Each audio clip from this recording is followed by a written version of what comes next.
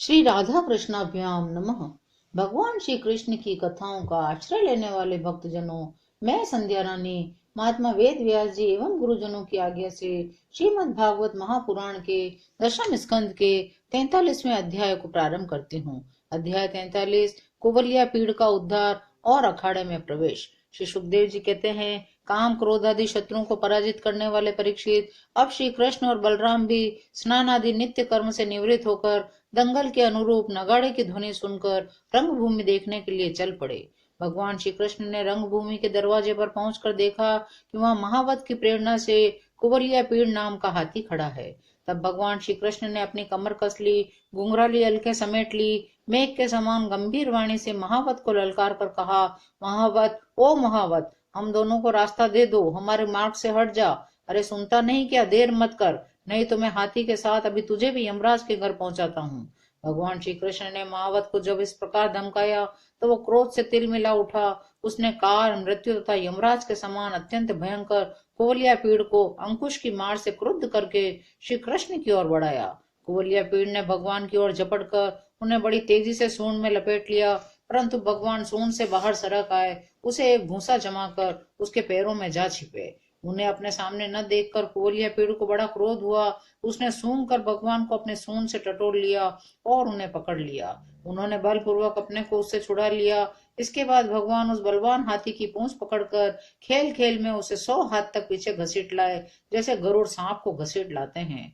जिस प्रकार घूमते हुए बछड़े के साथ बालक घूमता है, अथवा स्वयं भगवान श्री कृष्ण जिस प्रकार बछड़ों से खेलते थे, वैसे ही उसकी पूंछ पकड़कर उसे घुमाने और खेलने लगे।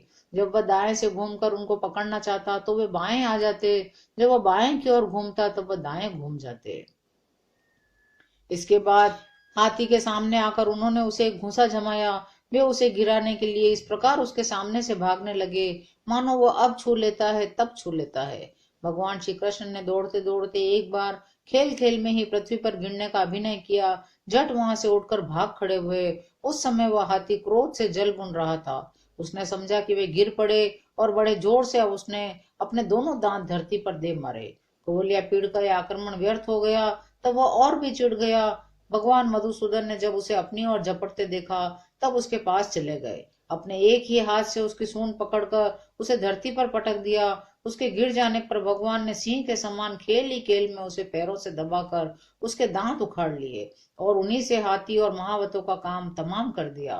परीक्षित, मरे हुए हाथी को छोड़कर भगवान श्री कृष्ण ने हाथ में उसके दांत लिए लिए ही रंग भूमि में प्रवेश किया। उस समय उनकी शोभा देखते ही बनती थी। उनके कंधे पर हाथी का दांत रखा हुआ था। शरीर रक्त और मद की बूंदों से सुशोभित था। मुख कमल पर पसीने की बूंदें झलक रही थी।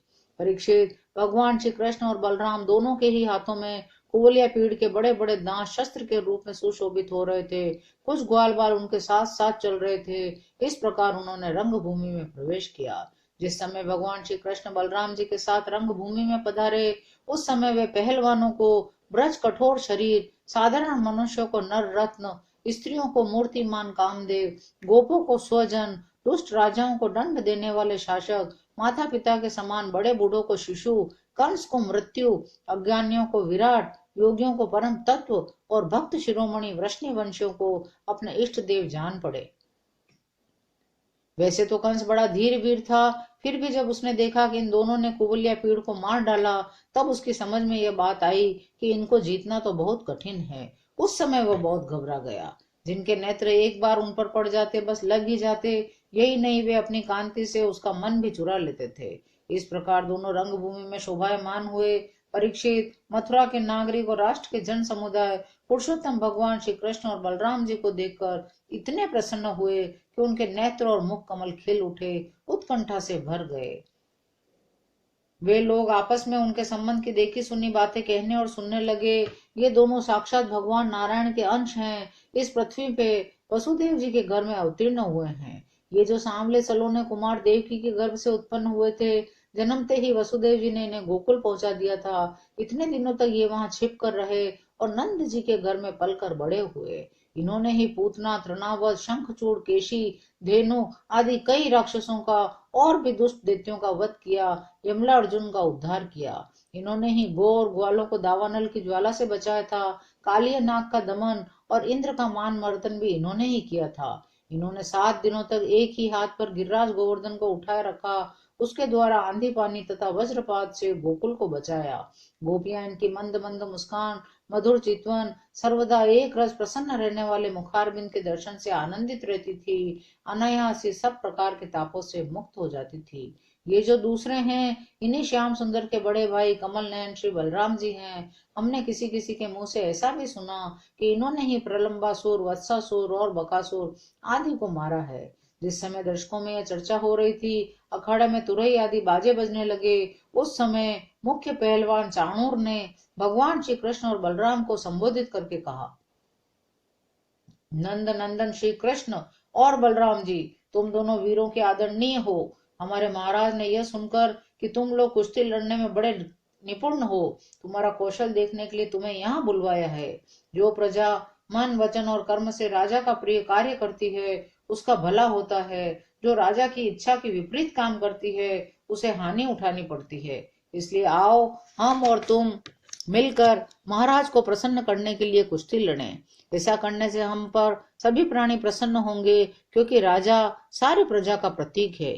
भगवान श्री कृष्ण तो चाहते ही थे कि इनसे 2-2 हाथ करें परीक्षित, इसीलिए उन्होंने चाणूर की बात सुनकर उसका अनुमोदन किया और कहने लगे, चाणूर, हम भी इन भोजराज कंस की वनवासी प्रजा हैं। हमें इनको प्रसन्न करने का प्रयत्न अवश्य करना चाहिए, इसी में हमारा कल्याण है।